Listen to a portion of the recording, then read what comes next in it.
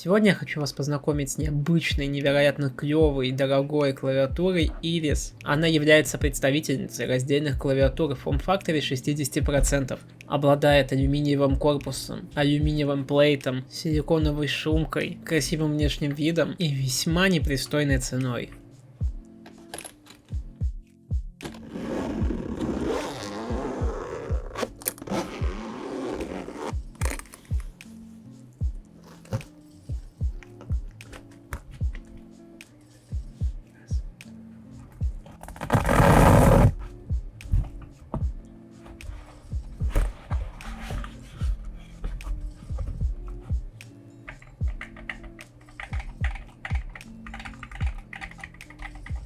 Перед тем, как перейти к более подробному обзору клавиатуры Iris, предлагаю посмотреть на некоторые из клавиатур, которыми я пользовался. Сначала мы посмотрим сплит клавиатуры и сравнение с ними, а потом немножко послушаем тайпинга. Doyle KB2901B.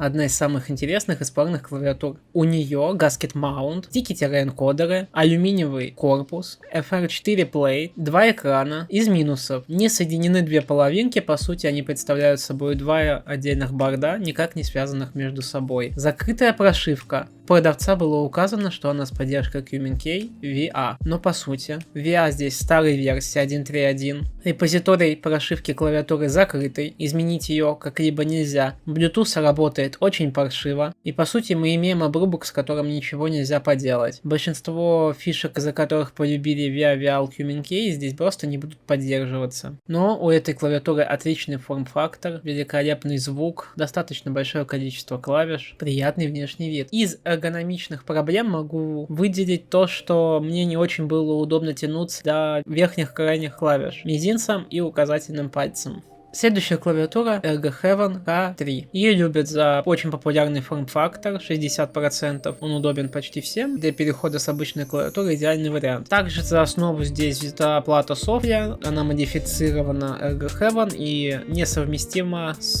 стандартной Sofia платой. Если вы захотите поставить ее в корпус от Sofia, у вас не получится. Платы несовместимы. Из минусов: некачественный корпус, отвратительный звук, нестабильная прошивка. Ergo Heaven обещают сделать версию в алюминиевом корпусе, и пока из того, что я видел, они стремятся к низкопрофильным клавиатурам, и их новые разработки в области алюминиевых корпусов показывают, что они стараются сделать максимально тонкий корпус, даже, возможно, в нем не будет шумки. Понятное дело, что как будто бы это создает премиальность продукта, но для любителей кастомных клавиатур сразу тревожный звоночек, потому что если у вас слишком маленькая клавиатура, ее высота и толщина не очень велика, звук и качество тайпинга будет на не очень высоком уровне, плюс они стремятся, скорее всего, к лоу-профайльным свитчам и форм-фактору в принципе. На мой взгляд, это не есть хорошо, и аудитория требует, они делают, как бы тут ничего не поделать, но на мой взгляд, это рудиментарная вещь, я бы, конечно, так не делал, но, к сожалению, повлиять я ни на что не могу. У этой клавиатуры такая же проблема, как и у Doyle, с точки зрения форм-фактора. До угловых кнопок тянуться мне очень тяжело.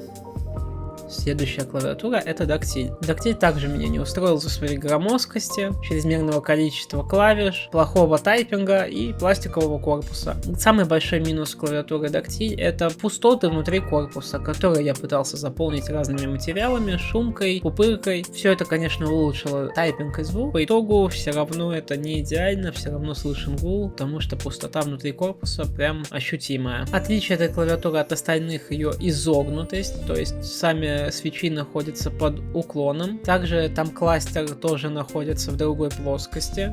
Здесь я уже не испытывал проблемы, чтобы дотягиваться до угловых клавиш. Но я испытывал проблемы с чрезмерно большим количеством клавиш, тем, что ее невозможно использовать без подставочек под запястье, потому что она чрезмерно огромна. Поговорим, почему я остановился именно на клавиатуре Iris. Iris обладает идеальным тайм-кластером, состоящим из 4 кнопок с возможностью поставить энкодер, длинную 2U кнопку, программируемой платой на базе RP2040, которая распаяна на саму плату, идеальной формой, похожей на Sofia. В моей комплектации два вида плейта, hot-swap плата, алюминиевый кейс, энкодеры, сумка-переноска, силиконовая шумка. Немного о компании Kibio. Kibio основана в Америке. В России и в Европе, насколько я понимаю, магазинов-дистрибьюторов этой клавиатуры нет, поэтому единственный способ ее приобретения будет напрямую заказать из США. через байеров или какими-либо другими удобными для вас способами. Приготовьтесь к тому, что цена будет кусаться. Kibio занимается выпуском клавиатур разных форм-факторов, в том числе и ортолинейные клавиатуры, не раздельные, раздельные сплит и множество их подвидов. Давайте посмотрим на парочку клавиатур от Kibio.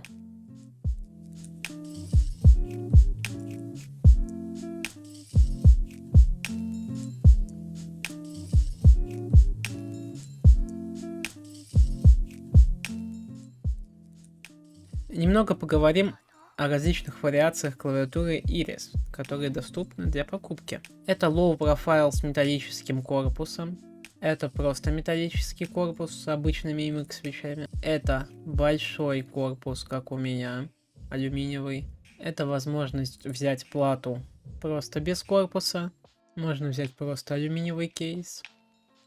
Также есть различные виды плейтов.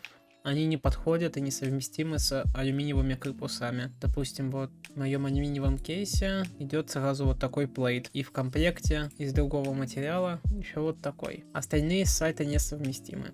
В целом я крайне остался доволен этой клавиатурой, несмотря на ее высокую цену. Она оставила крайне положительное впечатление о тайпинге, о комплекте поставки, о сборке. Со сборкой этой клавиатуры вы сможете ознакомиться в другом моем видео, которое выйдет чуть позже, а может быть оно уже вышло. Я получил немало удовольствия от моддинга, сборки, использования этой клавиатуры. Это, пожалуй, один из самых моих лучших бордов, которые у меня были. А было у меня их немало, в том числе у меня были от известных вендоров клавиатуры. Я пользовался дактилями двух видов, Ergo Heaven, у меня была клавиатура Korn, и все они не смогли даже близко приблизиться к экспириенсу, который дает эта клавиатура. Ergo Heaven планирует выпустить алюминиевый корпус для клавиатуры K3, и я думаю, что это и близко не будет по качеству то, что предоставляет Iris на данный момент.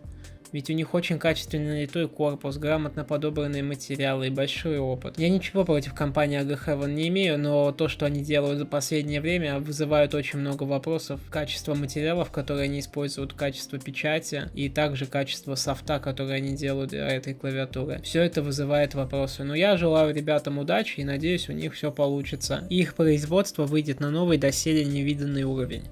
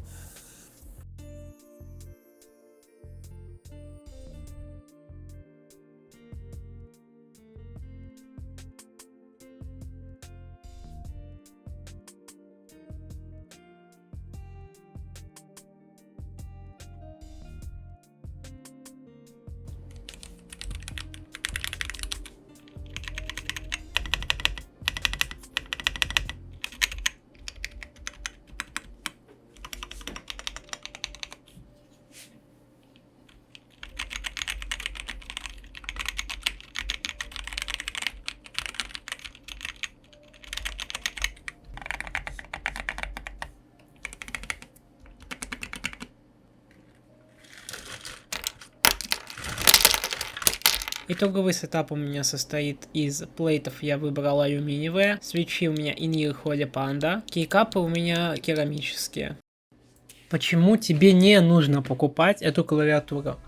Цена этой клавиатуры вышла с доставкой в РФ больше 900 баксов, это включая керамические кейкапы, свечи. Сама по себе эта клавиатура стоит в районе $400 в жирной комплектации с алюминиевым кейсом, как у меня. Есть и более дешевые версии, вплоть до $150. Ну, с такими версиями вы, конечно, не получите замечательного звука, прочих атрибутов кастомной клавиатуры. Если бюджета не хватает, а хочется раздельную клавиатуру, я могу вам посоветовать обратиться к мастерам с Авито. Они способны сделать за гораздо более скромные деньги неплохие сплит-клавиатуры. Можете посмотреть на форм-факторы Dactyl, Sophia, Korn и прочие раздельные клавиатуры по запросу сплит или раздельная клавиатура на Авито. А если хочется что-то брендовое, с гарантией, можете обратить свое внимание на бренд Ergo Heaven. В скором времени они обещают реализовать алюминиевые клавиатуры, так что вы в принципе можете довольствоваться чем-то похожим на то, что имею я.